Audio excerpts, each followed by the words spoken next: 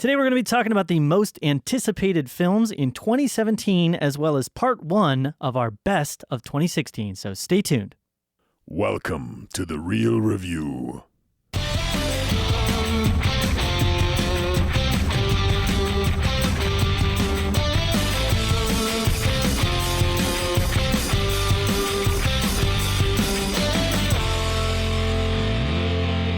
Welcome to The Real Review, sponsored by Parametric and Lazy Ape Studios, where you get the latest happenings, real thoughts, and perspectives in the world of film and television. I'm here with Matt Hay. Hey there, welcome.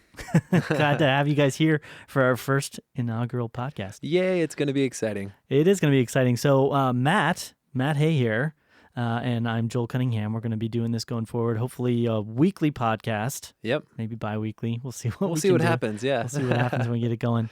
Matt, why don't you start off by telling us a little bit about yourself? Yeah, definitely. So just to give you a little background, just as far as my love for film and television for that matter, but more for film. But more for film, More for absolutely. film, yeah. So it stems from my childhood, and where one of the most fun things that I did when I was young, and even now, but was my dad would take me to the movies all the time. So when any given Friday night, Saturday night, that'd just be the number one thing that we would do, and that's how we would bond. That's how we would hang out, and that was what we did. And aside from it being really fun, it was something that kind of planted the seeds, I guess you could say, for me to be. I love the farming metaphors. Right, exactly. Perfect for a movie podcast. Exactly. Planted the seeds to later on reap the harvest, in which I became a film aficionado. Oh, very nice. Actually, just a film fan. And today, folks, we're going to be talking about farming movies. Absolutely. Yeah. So that's where a lot of that came from. And today it's still one of it is my favorite hobby, I guess, or favorite thing to do, just if I get a chance to go to the movies. That's it. Awesome. That's great. So it gave you a good sense of films and all types of media and the filmic format sort of at a young age. Yep. So you had a good experience there. Good experience, yep. We were talking about this earlier, sort of opened your palette to more types of media at a young age. Exactly. I went to all kinds of movies, stuff I probably shouldn't have seen at such a young age, but What was the worst one? Do you have any idea? Oh man. No, I don't know for sure. Yeah. But like I don't know, I specifically remember I don't know when it came out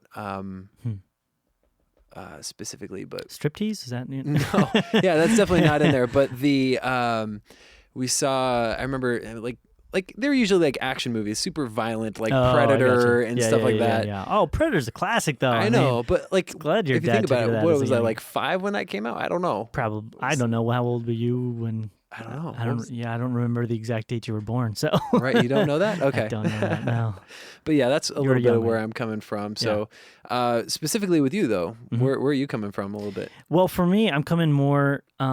I've more of a production background and a bit of an acting background. I fell in love with it at probably about the high school age. I always loved television. I always liked watching shows, and some of my earliest memories that I had fun with are like watching Chip and Dale's Rescue Rangers and Saturday morning cartoons, and just really enjoying that. And I really loved video games as a kid. Yeah. And just that format. And then when I got into high school, I started doing video production stuff and kind of grew and started doing some writing and stuff. And so I just have a huge passion for intelligent, quality filmmaking, because it is an art, and it is something that has the ability to emote a feeling in a person and implant ideas in their mind and their head and potentially improve their life, make their life better, or change their life. And I think it's a very strong format of that. It's like a painting, but it's like thousands and thousands of paintings can happen. Oh, totally, yeah. At one person at a time. And so I just love that. I love the idea of the storytelling, and I like really good quality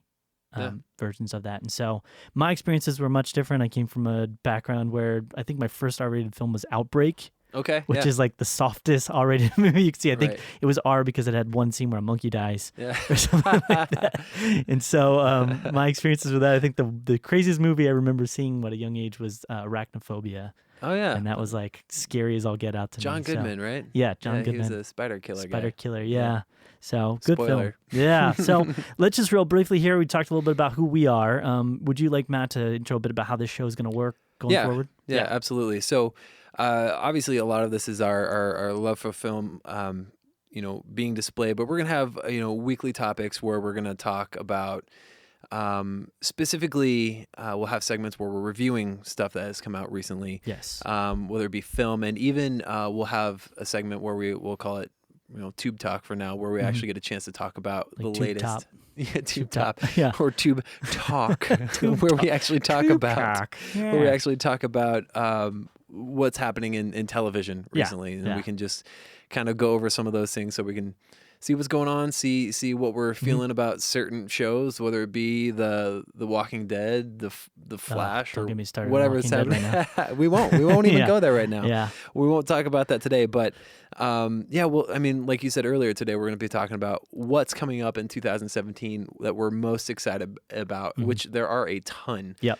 Today we won't even be really scratching the surface. There Not are at so all. many movies coming out that Seriously. we're excited about. Yeah. And talking about 2016, where Have a year in review. right, Yeah. and talking about kind of what's going on and how I may have been let down by quite a bit Really? of things. Really? Really. You were let down? I was let down a little bit. Oh, yeah. that's interesting. I Yeah. had a similar experience. Yeah.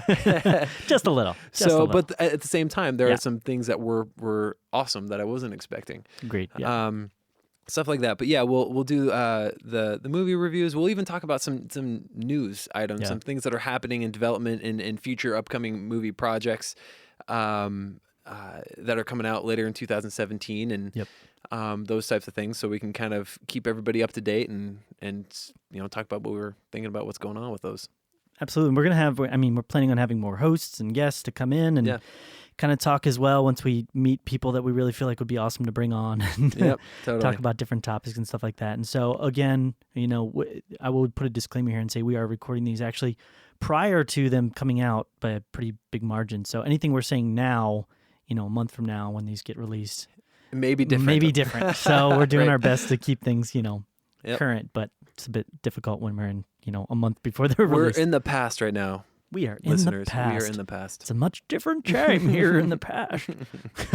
So let's go ahead and get into it then. Why don't we start off now by talking about our most anticipated films for 2017? Yeah, definitely. I'll kick this one off. Cool. Yeah.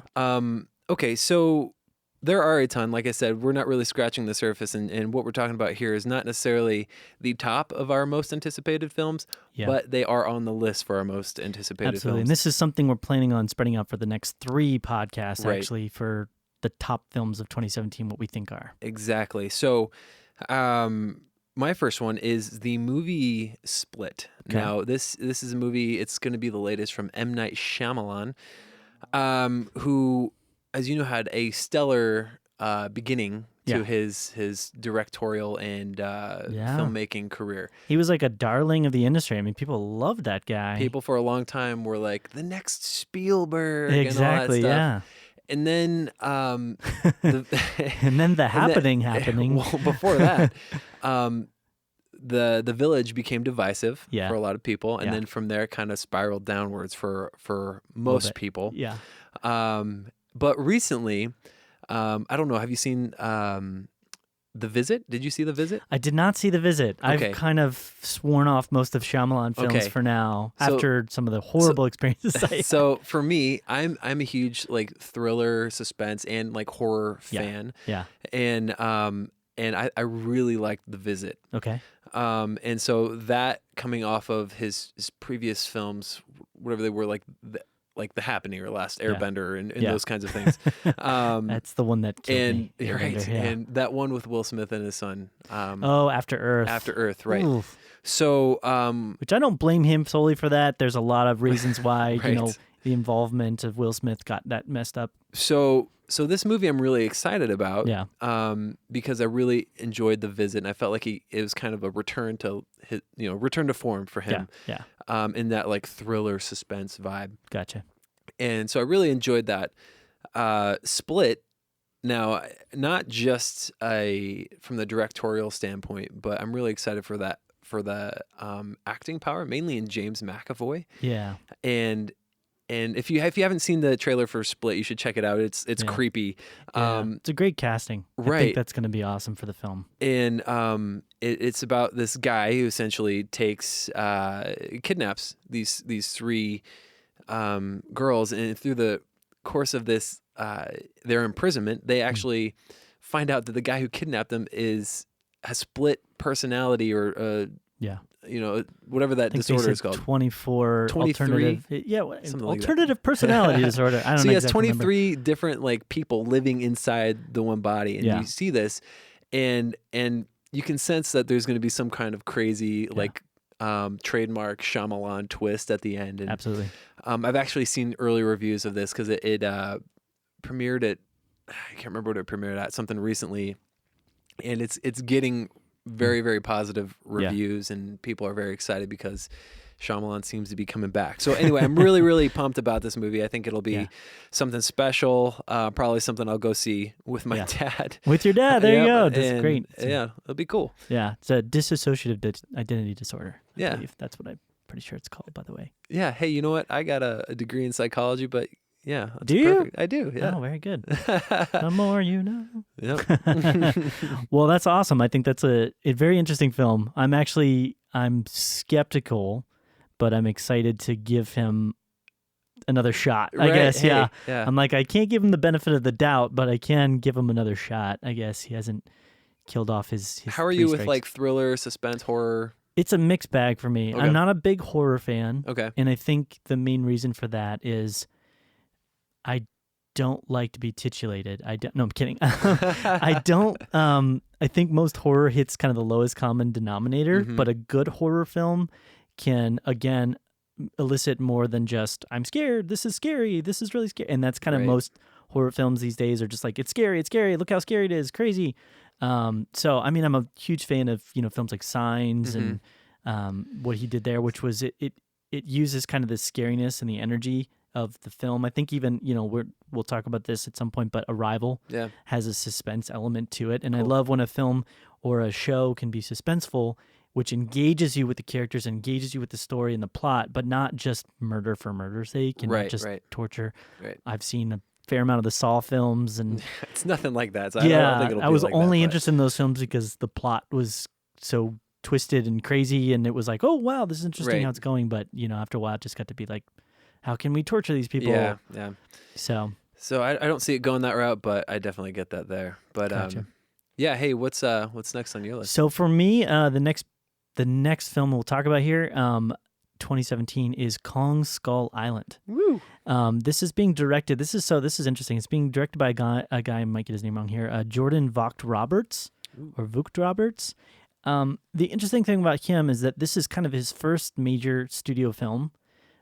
He's done one other film that I believe was submitted to Sundance and got like a mention. It didn't win the Grand Jury Prize, but it was The King of Summer. Okay. But he's kind of like one of these directors that could be a new sort of up and coming type director, and he's done a lot of TV and shorts before that. But one of the great things about this film, which I think is very apparent from the trailer, is that the cinematographer is a guy named Larry Fong. And this is a guy, I mean, he did Now You See Me, Super 8, Sucker Punch, Watchmen, 300, which some of those films are, maybe not plot-wise the best. But they look gorgeous, but right? They look gorgeous, right. Absolutely. And so I'm hoping what this is this is a combination of a very intelligent director and a very skilled cinematographer, which makes for a beautiful thing when it happens. And based upon the trailer, I'm like, okay, this is pretty good. The writers of it are actually a couple of interesting people. So one guy named Dan Gilroy, who you'll know from Nightcrawler. He was the director and writer of that. But unfortunately, he also did Real Steel, as well as The Bourne Legacy, which a lot of people are like, so he's a bit hit or miss in there. But we do have Max Borenstein, who was one of the writers for Godzilla, or was the writer for Godzilla. Right. And so they're doing this really cool thing where they're actually starting to mix in the story of King Kong now. This is basically the idea behind the story is that it's going to be getting to know Kong kind of a thing. Like, where does Kong come from? Where is this story of his creation and progenesis and everything like that. So yeah, it's a Kong origin story, and basically Max Borenstein was involved with the writing of it, and they're looking to mix this in with Godzilla and King Kong. So they're putting the two together. Yeah.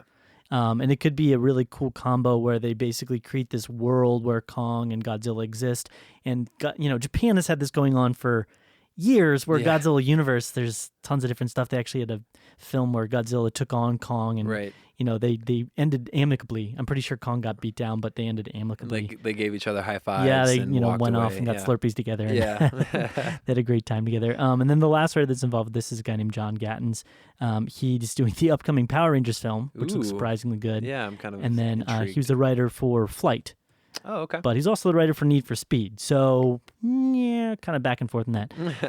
Interesting castings. Brie Larson, most notable for me was 21 Jump Street in Scott Pilgrim vs. the World. She played Envy in Scott Pilgrim, which is one of my favorite films of modern time. Recent film. And then Tom Hiddleston, who's Loki. Mm-hmm. John Goodman, John Goodman, that's all you need to say. carries a weight. And then Samuel Jackson and John C. Reilly. So it could be a really good thing. I'm kind of, it's a new director, new kind of bigger studio environment for him. We'll see how he handles that. I like the fact that they're trying to kind of expand the Kong universe. One of my all-time favorite films, if somebody had to like put a gun to my head or something and said, what's your favorite film of all time? I'd probably say King Kong. Oh, that's awesome. The original, 1933, not any of the remakes. They kind of ruined it after that for me.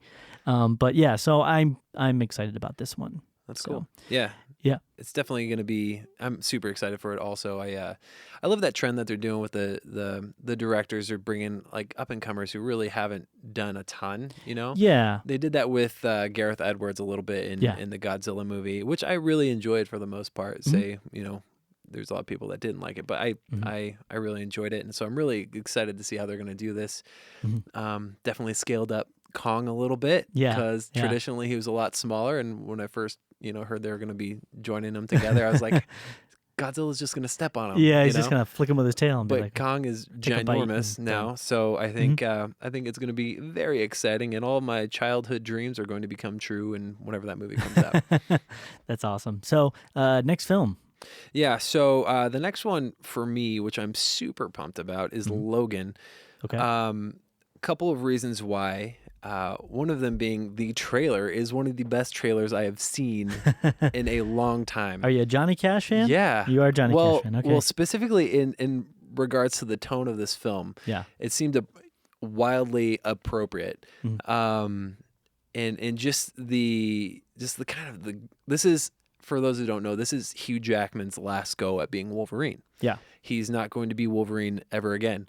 At least he says so. Unless he starts playing like an old. I mean, he's looking great, but he's getting there to where he's going to be like. And I think they're portraying this like, it seems like in the trailer he's having a hard time healing. It seems like a little bit. But it's potentially in there. It's kind of unclear at the moment, but it seems like they're going to be passing on the baton of sorts to a new Wolverine type figure, which her name eludes me, but it's going to be potentially the X-23 character, which was in the comics, who had the adamantium claws, that whole deal. So very similar, the healing factor, all that stuff. But the way that this trailer is portraying it, and it's also going to be the first R-rated of anything.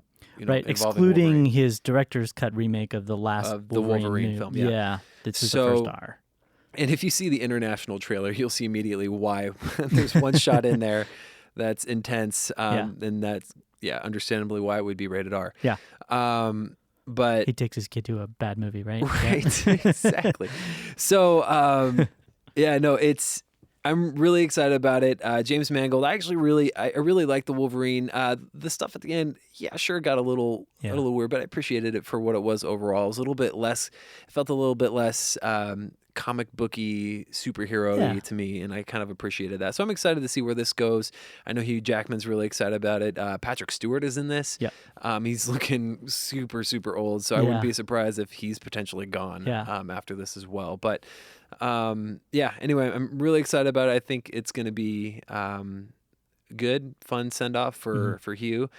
But yeah, any thoughts on that? Well, I think the big thing, I'm excited about it. I did like the trailer. I hold a little bit of a hesitation just because one factor in particular, which is the child element. When you take a movie that's an action suspense film and you put a kid in there, there's always the tendency, Indiana Jones factor, kind of Temple of Doom. This could become like, oh, I've got to protect the kid, and it becomes this really cheesy thing, Right. and it can ruin the film. Right. So I'm a little bit worried about that. So I'm an eternal optimist, and I will always, Yeah. I will always be like, it's gonna be awesome Yeah. until it's not. Gotcha. Yeah.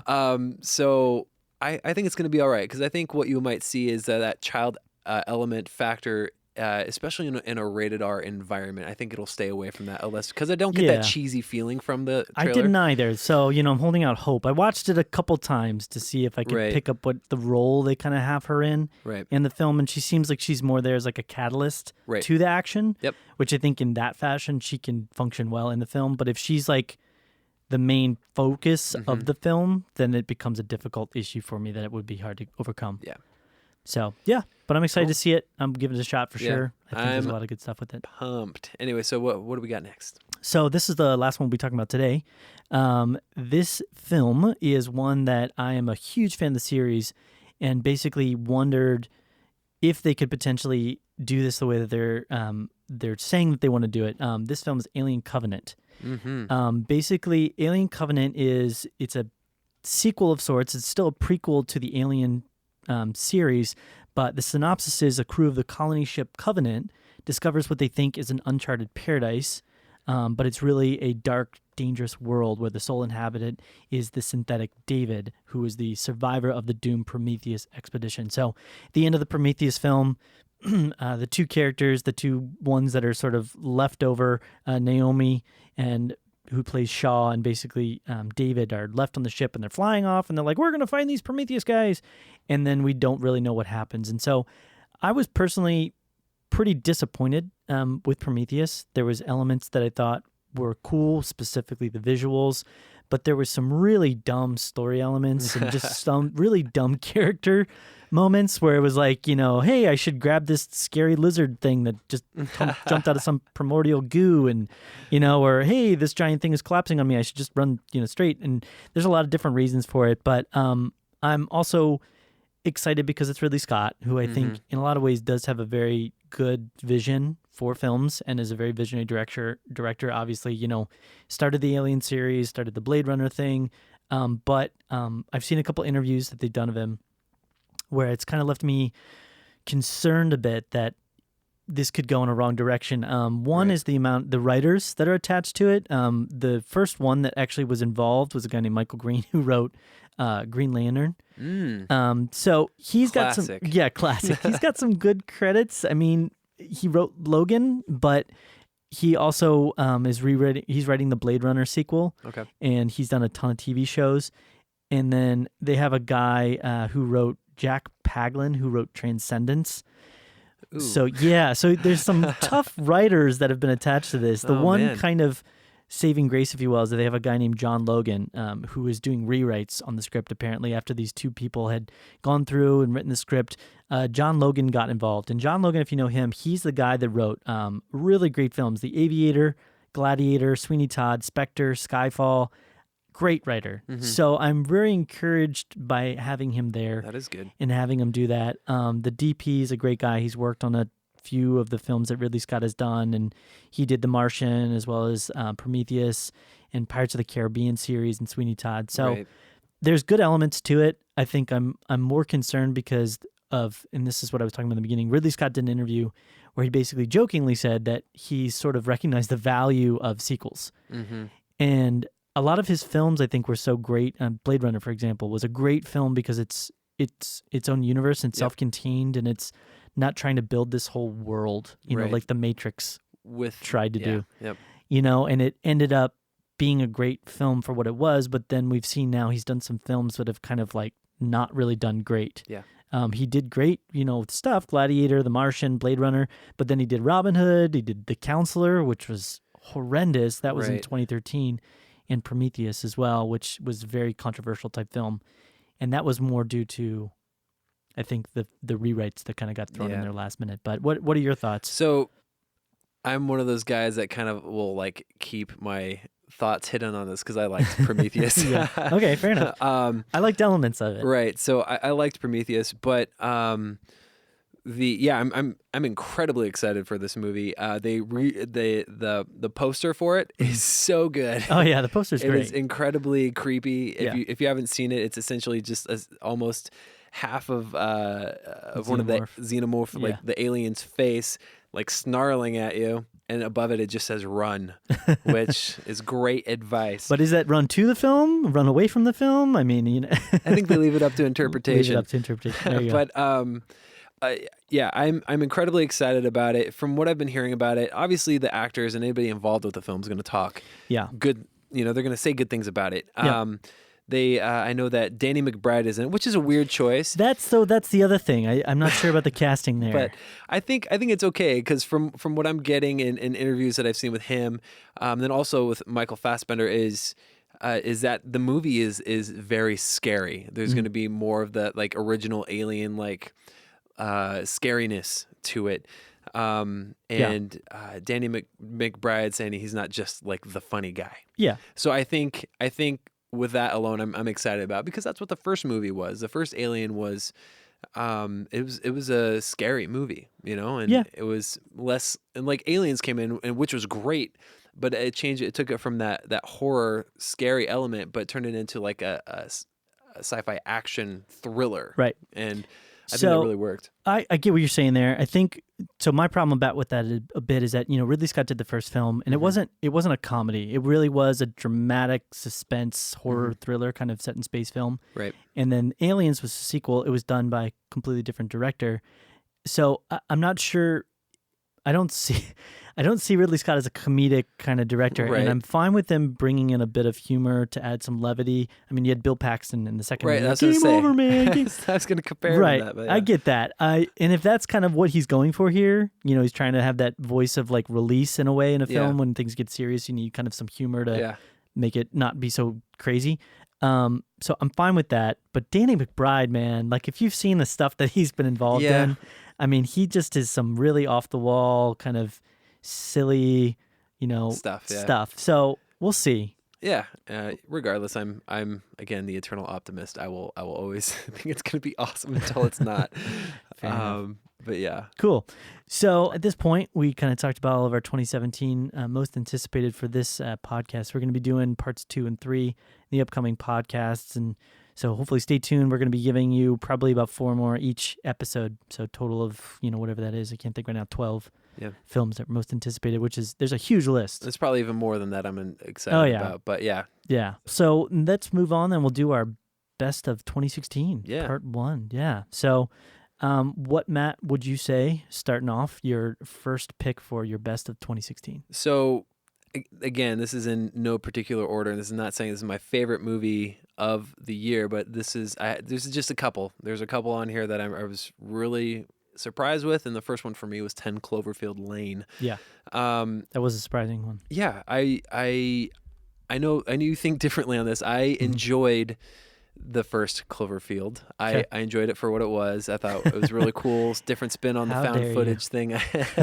And when this one was announced, first of all, it was announced in a completely unconventional way. Yeah. The trailer dropped out of nowhere. It wasn't announced or anything like that. It came out 2 months before the movie was supposed to come out. And up until that point, the movie that was going to come out was called Valencia, which that's a whole backstory in itself. Yeah. But it just randomly was like, oh, hey, you know what? This is going to be a new Cloverfield movie, and it's going to be somehow loosely related to what happened in the first Cloverfield. Yeah. I think it was so surprising as well because I can't think of his name right now, but he had been involved in working on Star Wars at the moment. JJ. So everybody was like, where would this come from even? Because JJ was obviously the one that started the series. So yeah. And the guy who's working on it, again, it's another one of those situations. And I love JJ for this because he's been doing this a lot with a number of different people, but he's like shepherding like a new generation of directors in. Which is great because he worked with Steven Spielberg and got shepherded. So it's kind of like he's paying it back, kind of, I guess, kind of a thing. And so what happens, he got this guy named Dan Trachtenberg who did this short that was successful on YouTube, about Portal, Yeah. based off the video game. And he got called to the big leagues in a super secret project. And while JJ was filming Star Wars The Force Awakens, Dan Trachtenberg and crew for 10 Cloverfield Lane were actually working on this and sending him dailies and getting updates and getting all his feedback. And that was all going on simultaneously. Yeah. And I think that's just super great, just the kind of the whole backstory and the unconventional way that it kind of came about. But I went to it, excited because I like the first Cloverfield, but I was blown away by this movie. It's this really, really small, like, for the majority of the movie, you're with three people. Yeah. And if you don't know the premise of it, if you haven't seen it, 10 Cloverfield Lane, it's this lady, she ends up getting in a car wreck and wakes up in this like cellar, this like bunker, and is trying to figure out what's going on. And through just a lot of different things, you're trying to figure out if the guy that brought her to this bunker is actually in fact there to help her, or if there's something more nefarious kind of in his mind. Yeah. And it was just really, really brilliantly shot. The whole time it felt tense. Yeah. Did really, really good job as far as that's concerned. And then at the end, that the end is where people got a little bit divisive on it. I personally really, really liked it, but just overall, I was really, really impressed by 10 Cloverfield Lane. It's probably one of my favorite movies. Not necessarily that it was the most well-made movie, but just for hitting all the right elements for me, it was one of my favorite movies. Yeah, sure. I would agree with a lot of that. It's essentially it's a bottle episode of a film. It's set in one location. It just takes place in one place, and it stays there for most of the movie, except a little bit at the beginning and a little bit at the end. Right.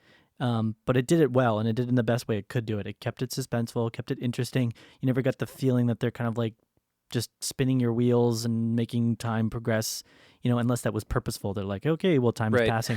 John Goodman was an amazing actor in that film. Yep. I think what the director did there was smart, which is always a good idea from what I've seen, is if you don't have a lot of money and you don't have the ability to do something like big, outlandish type thing, go with great casting. Right. Get really strong actors. And he got really good actors in there and did a really good job with it. This movie snuck up on me actually because, like we talked about, I wasn't a huge fan of the Cloverfield movie, the first one. I thought it was just laugh. So we won't go into that. But so I didn't end up seeing this one in theaters because I was thinking like, what a joke. They're making another Cloverfield, which is bad on me. But so I ended up renting this one and watching it and seeing it on DVD at home. And I was like, wow, just so impressed by what they were able to do with the budget, with the director being kind of his first major, project or anything like that. And I think definitely saw some semblance of like, JJ's influence kind of in there and probably got them connections to like the big actors and everything like that. But yeah, I thought it was a really, really solid film. It was much more, it was like a sleeper hit, for me. Right. And I didn't expect coming. Yeah. No, it's really awesome. And it makes me excited for what's to come. Yeah. It's this whole Cloverfield anthology thing happening now. Yeah. Well, and I would definitely encourage anybody out there that hasn't seen it, check it out. It's a good film. Yep, totally. And cool. So this next one for our favorite of 2016, I haven't had a chance to see it, but you've seen it. Yes, and it's one that a lot of people it's getting a lot of really good reviews, and there's a good reason for it. The film we're talking about is Arrival, and it's a film that came out just recently for us, maybe about 2 weeks ago. Right. At this point, probably a couple months back, but I could definitely see it being nominated for certain awards and definitely winning for a couple different things. And I'm going to do my best here because I don't want to spoil anything for you and make you go, Joel, stop talking. Yeah. But it was one of those movies that they kept a lot hidden from you. And I think it's important as well. I would say that if you can, try not to go into it having seen a lot of trailers and a lot of previews, and get a ton of information on it, because I think it's better experienced when you don't have a lot of preconceived ideas of what's going to be happening. So I'm saying that and I'm about to talk about it. Right. Yeah. So spoiler warning of sorts, hopefully, I guess, for people. Yeah. Hopefully not though. But basically the film, it takes place kind of in the modern time, and it's about this this lady, and she's basically trying to learn how to speak with these aliens that sort of come to Earth. And it's this process that she goes through of trying to learn this language and what it means and how it works and how it influences her, and just the reality of on Earth, if, imagine if we were sitting here now and we get a breaking news story that aliens actually landed. What would that be like? How would the Right. Earth respond? How would people respond? What would they do? And how would that work? So it's very real in that sense. And just kind of the story, the progress that it goes through. Visually, it was good. It wasn't like the best visuals I've ever seen. It was good though. And I think the director, who's done some really good films in the past, was working with, from what I understand, was working with a different DP than he's worked with in the past on it, but still did a really good job Yeah, with I think it. his name is Bradford Young. Yes, Bradford Young. So overall, I just would say that it's a film where if you're really into story and you're really into character and everything like that, it's going to be one of those films that you're just going to fall in love with. There's a couple elements, specifically at the beginning and at the end, where it kind of came across and felt a little melodramatic at times. It was kind of like, soap opera-y almost at times. But the overall story and overall process and the things that go through and the things that come out, and there's some really cool things that you're just not really expecting necessarily that kind of come into play. Just amazing. Yeah. So I hear. So this is what I keep hearing is this is more of like the thinking man's alien invasion movie. So it's not something that I'm not really expecting to go into it thinking it's like Independence Day, like not at all. But yeah, so that's super exciting. Yeah. I'm really excited for that. I am excited. I'm excited because I know he's actually the one working on Blade Runner, the new Blade Runner sequel. Oh, okay. So I know we talked about that, but the director of it, I was concerned because obviously it's a sequelitis type thing and it might go bad, and I felt like he's really proven to me that he's capable of taking something that can have a deep, complex, science fiction-y type story.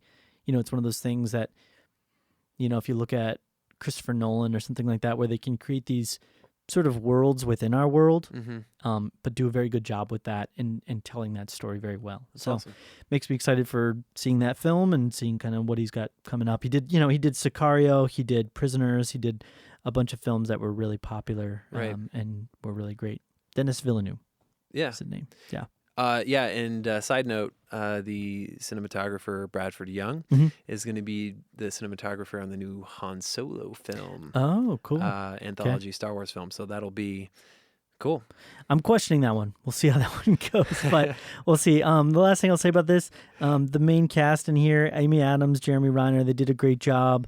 You also had Forrest Whitaker. Forrest Whitaker is a great actor. Obviously, he's done a really good job. The look that he had a couple times was weird. I think honestly, it's his age or something. Okay. There was actually a couple shots. It was funny because in the theater, there's actually a couple shots where you see him and people were laughing. I don't know if it was maybe just the way that the scene worked, but he kind of looked like, I love the guy. He's a great actor, but it just, maybe the moment in and of itself was more funny than anything. So that's Arrival, and hopefully it didn't spoil anything for you. No, it's totally fine. It's perfect. Yeah. So this next one, one of my favorites from 2016, and I think we're going to end up getting a lot of Oscar buzz from this film. It's Hacksaw Ridge. Yeah. And a couple of things that go into this. One thing that was really surprising to me, because I didn't get to see one of his last films that got a lot of acclaim, which was 99 Homes, is Andrew Garfield. Yeah. Wow. Yeah. I didn't know he could do that. I've only seen him in The Amazing Spider-Man 1 and 2. Yeah, that's pretty much where I got introduced to him. And Social Network, right? So he was really great in that movie too. Oh, that's true, yeah. But nobody knew who he was at the time. So, wow, in Hacksaw Ridge, there's a whole, like, he just embodies this character. This if you don't know what Hacksaw Ridge is about, I guess I should give some background on that. It's essentially it's based on a true story. It was essentially this guy named Desmond Doss who joins the military in hopes to help people serve his country, but he doesn't want to touch a gun or hold a gun for that matter. He wants to do it in his own way. So he ends up becoming a medic, and essentially just saving people and helping people in that way. There are some things that could get into spoiler territory, but it is a true story, so I feel like maybe this is just kind of out there anyway. Yeah. I mean, if you haven't heard this story at this point, yeah. So, but I mean, he does things where he'll even save the opposing force, the Japanese. Yeah. And it's like, wow, like the the courage, everything that went behind this was incredible to see this portrayed in film format. Yeah. I think the other really surprising thing and really cool thing about this is it's a Mel Gibson film, which we haven't seen from him in like 10 years. Yeah, a lot of people felt like he's pretty much dead, you know? Right. His career's over. So, man, he can direct a movie. You know, say what you will about his personal life and whatever that may be. I felt like this movie was really, really well done. Yeah. And I mean, it harkens back to like his Braveheart days. I felt like the only negative thing I'd say, if there was something about it, would be more of like it felt like two stories where the scene from where you learn about Desmond's character and background to where it flips over into the full-on war stuff seemed a little bit like there wasn't as smooth of a transition into that part of it. So it seemed like two movies kind of coming together, but they're two really good movies. So Hacksaw Ridge, great. It's incredibly violent. Yeah. It portrays war in a probably a very realistic way, but it was really, really well done. Mel Gibson, fantastic job. Very, very surprised. We'll forever be surprised with Andrew Garfield. He's even coming out. He's in this movie Silence too. That I think is going to get some Martin Scorsese film. Right. I think that's going to get some Oscar recognition too. I haven't had a chance to see it, but awesome. Hacksaw Ridge. Yeah. So I felt similarly. I think Andrew Garfield was great in the film. I felt like there was definitely some moments where it was, the weird thing was like the first half of the film's like a kid's movie almost, minus the little big intro part with the violence and everything. Right. It's almost like a kid's film. It's like a family drama. It felt a little different, right? Right. And then all of a sudden, like right when the battle starts and they start going into like the fight that they're going to be doing at Hacksaw Ridge, it's like, this is an R-rated movie. Right. You know what I mean? So it was weird to me. It was a bit disjointed. Right. And it was tonally, it took me a moment to kind of make that shift mentally. Like, okay, now we're doing a war thing.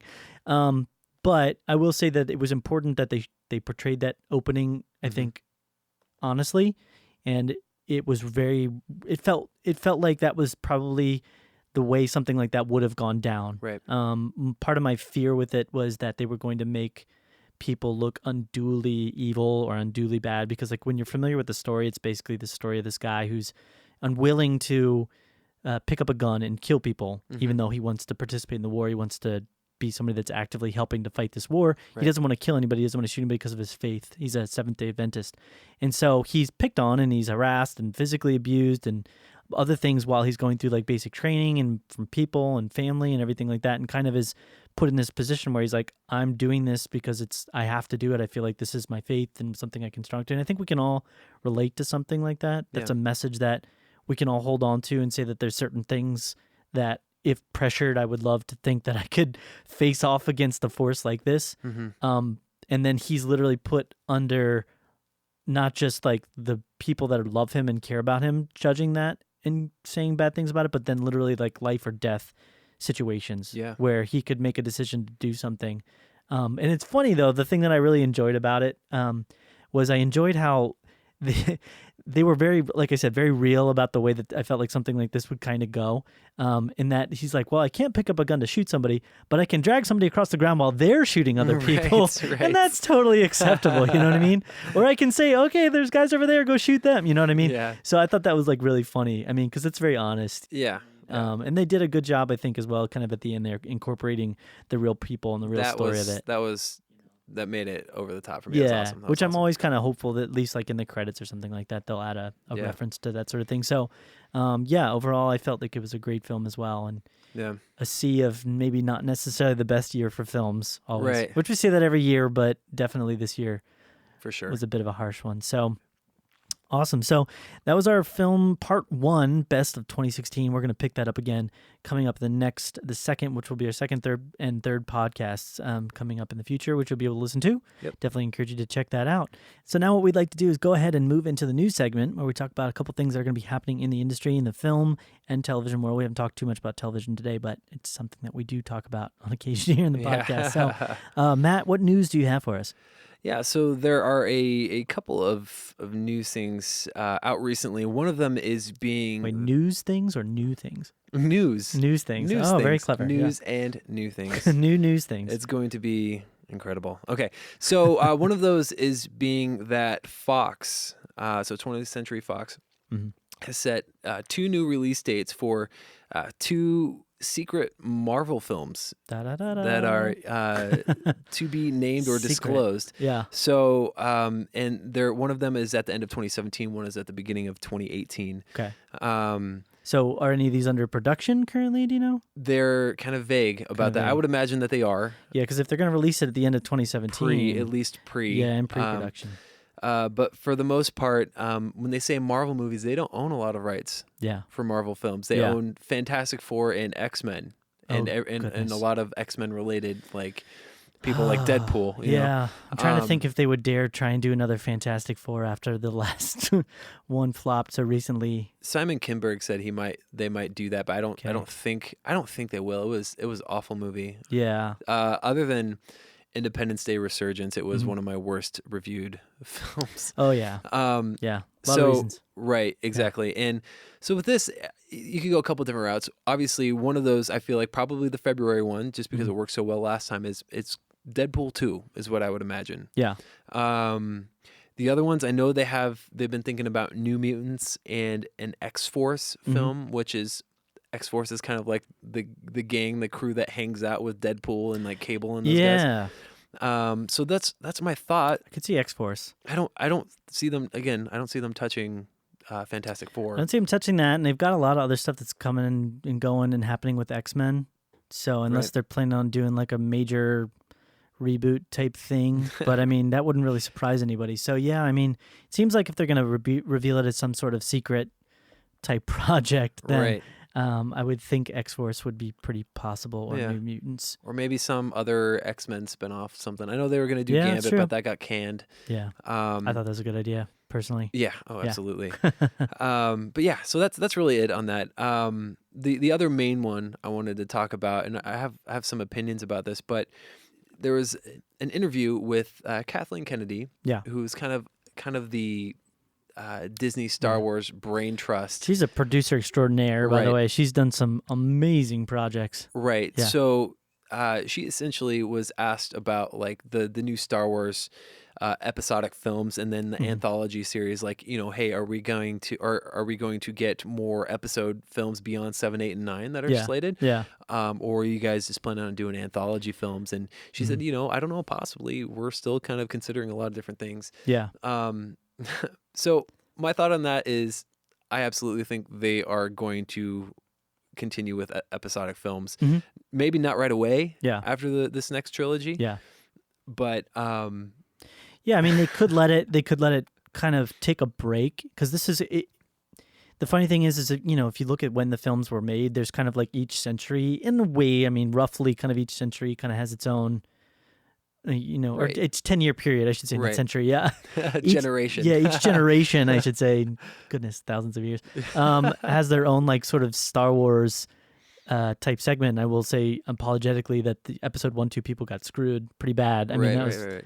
really bad series of Star Wars films, and we're getting this new resurgent. And so what they might end up doing, my thinking is, you know, let kind of the 7, 8, and 9 films saturate the market, their popularity kind of get out there, you know, give it some time for a new generation to kind of fall in love with the idea of Star Wars, and then have a new generation of actors and a new generation of directors and people Right. like that to like kind of get involved with the series.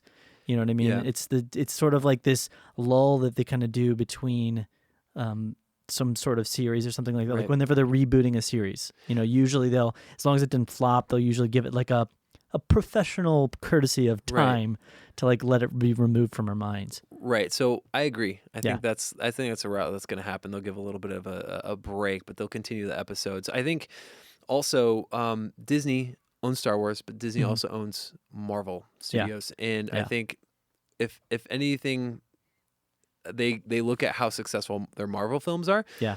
and through that model of having, you know, the standalones, and then they all kind of come together for the Avengers, you know, and then they all have their standalones and they all come back together. Yeah. I think that they could possibly look at that because they're wildly successful, profitable in that area. I wouldn't be surprised if that's kind of what they model their Star Wars stuff into, you know. But yeah, No, so I think that we'll see that after this initial 7, 8, 9 trilogy. Mm-hmm. I think we'll get a little break, but I think they're going to pick it up probably within 5 years Agreed. at the most. So Totally agree. yeah. Any other thoughts on that? No, I'm totally in agreement. Cool. Awesome. Well, that is basically it for some of the newer news items. Cool. For today. Well, that's all pretty much we have for the podcast. So we're going to go ahead and sign off for today. Encourage you, everybody, to definitely give us a follow. Where can they find us, Matt? Yeah, so for me, you can find me on basically every social media outlet at Matt Hay Original. In addition to that, I have the Real Review YouTube channel. You can check that out as well. It's a fun channel. Yeah, check it out. Do some videos. Yeah, do some videos, have some fun there. How about you, Joel? Pretty much here. This is the place you can check in with me and get connected. You can always find me on Facebook or something like that. And obviously, we're going to put a Facebook page up so people can follow the Real Review Facebook. And your MySpace. And my MySpace. Yep, got cool. that stuff like there. The tweets with the Twitters and everything like that. So thank you, everybody, for checking us out. Looking forward to talking to you again in the future. And it's been real. Super real. Super real. A little too real. That was good. If you ask me. I like you threw that in there. That's good. I was like in the back of my head that I